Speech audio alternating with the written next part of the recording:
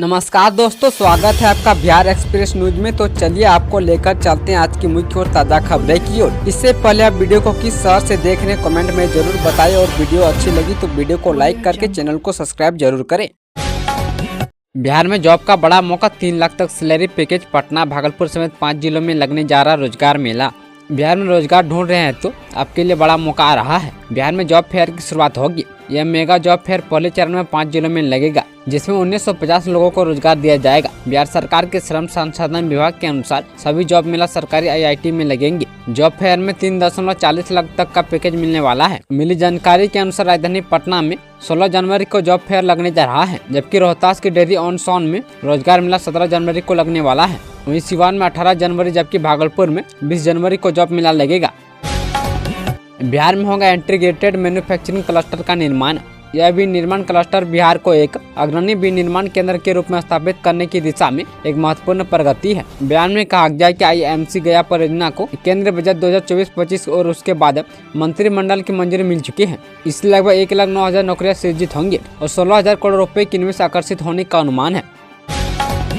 कोहरे ने ट्रेनों की रफ्तार पर लगाया ब्रेक, दर्जनों ट्रेनों का परिचालन हुआ लेट। पटना समेत देश भर में पड़ी ठंड और कोहरे ने आम जनजीवन अस्त व्यस्त कर दिया है। परिवहन साधनों पर कोहरे का काफी असर पड़ रहा है। ये बड़ी संख्या में ट्रेनें प्रभावित हो रही है और कई घंटे लेट होकर ट्रेनों का संचालन हो रहा है या फिर ज्यादा देर से संचालित हो रही ट्रेनों को निरस्त करना पड़ रहा है।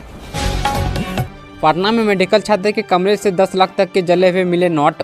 पटना के PMCH के चेन्नई के हॉस्टल में एक छात्र के रूप में मंगलवार की देर रात को आग लग गई थी। अब इस मामले में बड़ा खुलासा हुआ है। हॉस्टल के दूसरे तल्ले पर मेडिकल स्टूडेंट अजय सिंह के रूप में आग लगी थी। जिस रूम में आग लगी उसमें लगभग 10 से 12 लाख रुपए के नोट जले हुए मिले हैं। साथ ही नीट UG परीक्षा के जले हुए कई एडमिट कार्ड भी बरामद हुए हैं और नीट UG में स्कॉलर बैठाने के मामला सामने आया है।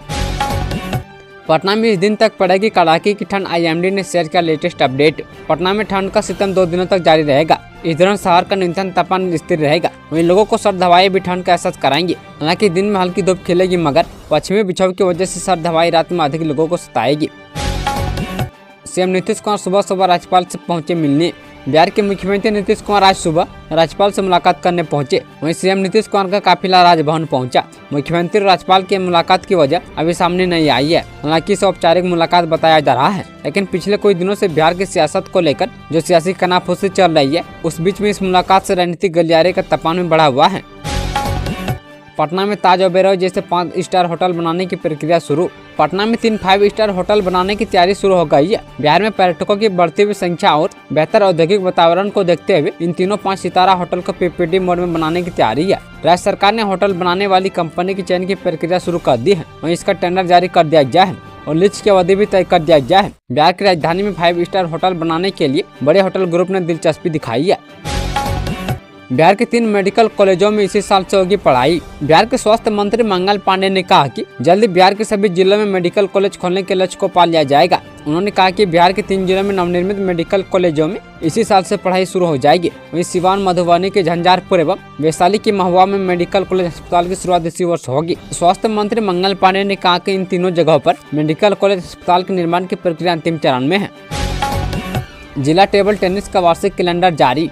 मधुबनी जिला टेबल टेनिस ने अपने वार्षिक कैलेंडर की घोषणा कर दिया है। जिला सचिव संतोष कुमार झा ने बताया कि इस वर्ष का पहला टूर्नामेंट गणतंत्र दिवस के अवसर पर होगा और दूसरा टूर्नामेंट 22 अप्रैल को विश्व टेबल टेनिस दिवस के अवसर पर आयोजित किया जाएगा। वहीं ग्रीष्मकालीन चैंपियन जून माह में आयोजित की जाएगी और अगला टूर्नामेंट स्वतंत्रता दिवस एवं राष्ट्रीय खेल दिवस के अवसर पर अगस्त महीने में होगा, जबकि जिला चैंपियनशिप अक्टूबर-नवंबर माह में होगी।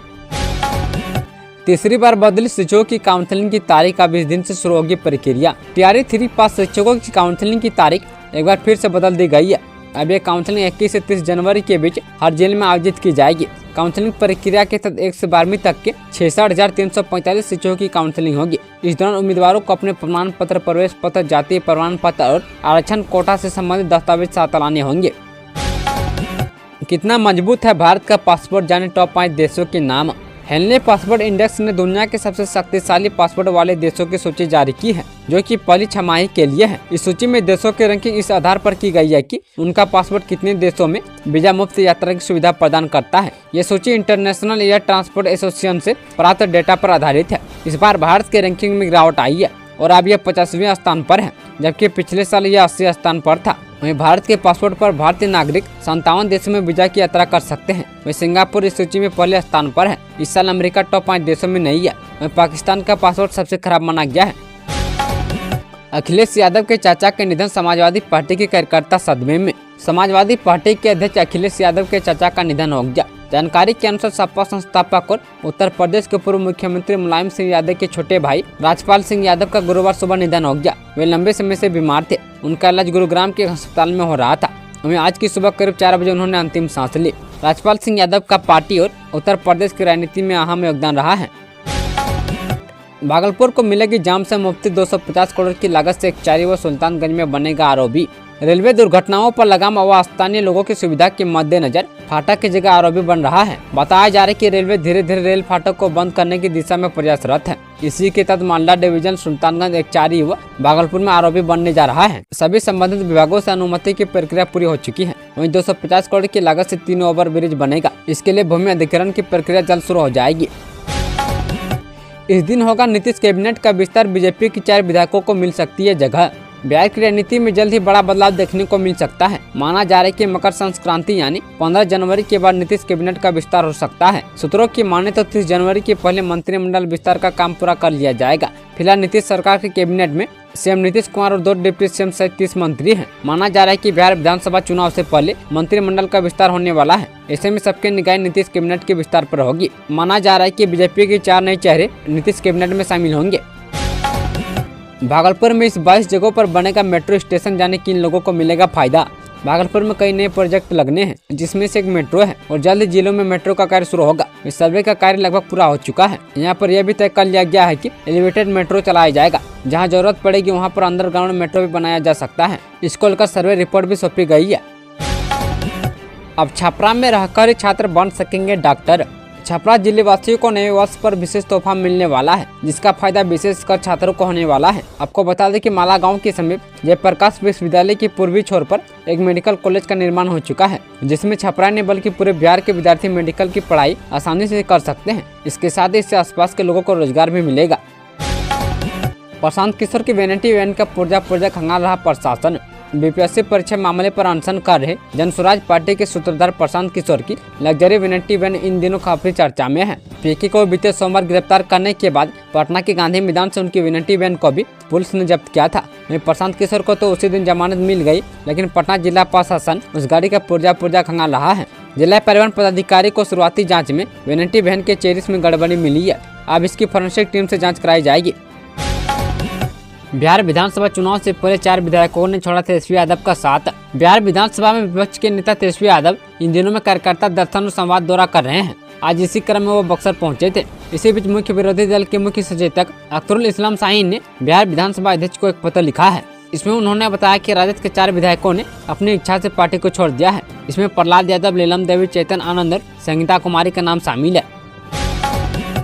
4 बड़े इंडस्ट्री से बदलेगी इन जिलों की सूरत। बिहार में हजारों लोगों को मिलेगा रोजगार। बिहार के उद्योग विभाग ने 4 नई फैक्ट्रियों की स्वीकृति दी है, जिसमें मुजफ्फरपुर, वैशाली, नालंदा और भागलपुर में महत्वपूर्ण औद्योगिक परियोजनाएं स्थापित होंगी। यह फैक्ट्रियां केरोसिन, पेट्रोलियम कोक और फायरबोल्ट राइस, गन्ना बेस्ड इथेनॉल, बिस्किट और रस के उत्पादन के लिए होंगी, जिससे 7,000 लोगों को रोजगार मिलने की उम्मीद है। इन फैक्ट्रियों के निर्धारण पर लगभग 318 करोड़ रुपए का खर्च आएगा और 2026 तक यह पूरी तरह से संचालित हो जाएगी।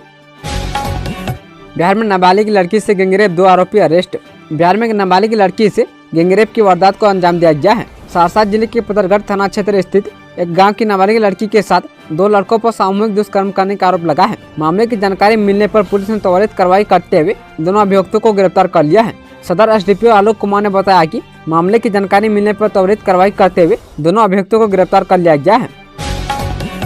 पटना एयरपोर्ट पर एयर इंडिया एक्सप्रेस विमान सेवाओं की शुरुआत। पटना एयरपोर्ट के लिए पहली बार एयर इंडिया एक्सप्रेस विमान सेवाएं शुरू कर रहा है। 15 जनवरी से एयर इंडिया एक्सप्रेस हैदराबाद और बेंगलुरु के लिए 2 और भुवनेश्वर के लिए एक सीधी फ्लाइट शुरू करने जा रही है। स्पाइस जेट ने भी गुवाहाटी के लिए एक नई सीधी उड़ान शुरू कर दी है। पुरानी सूची में पटना से गुवाहाटी और भुवनेश्वर के लिए सीधी उड़ान सेवाएं नहीं थी। पटना एयरपोर्ट प्रशासन ने 31 जनवरी तक के लिए 39 जोड़ी विमानों का शेड्यूल जारी कर दिया है। कोविड-19 जैसे प्रोटोकॉल जरूरी, एचएमपीवी को लेकर स्वास्थ्य विभाग अलर्ट। स्वास्थ्य मंत्री मंगल पांडे ने कहा कि एचएमपीवी संक्रमण को लेकर स्वास्थ्य विभाग अलर्ट मोड में है। इससे सावधानी बरतने और इसके प्रभावी प्रबंधन के लिए स्वास्थ्य विभाग ने दिशा निर्देश जारी किए हैं। शाहनवाज ने की बिहार चुनाव 2025 की भविष्यवाणी। 2025 में एनडीए सीएम नीतीश कुमार के नेतृत्व में चुनाव लड़ेगा। उसमें उन्हें 225 सीटें हासिल होंगी। उस चुनाव में राजद कांग्रेस का सफाया हो जाएगा। उसमें भागलपुर विधानसभा सीट पर भी भाजपा प्रत्याशी की ऐतिहासिक जीत होगी। यह बातें भाजपा के राष्ट्रीय प्रवक्ता व पूर्व केंद्रीय मंत्री सैयद शाहनवाज हुसैन ने कही।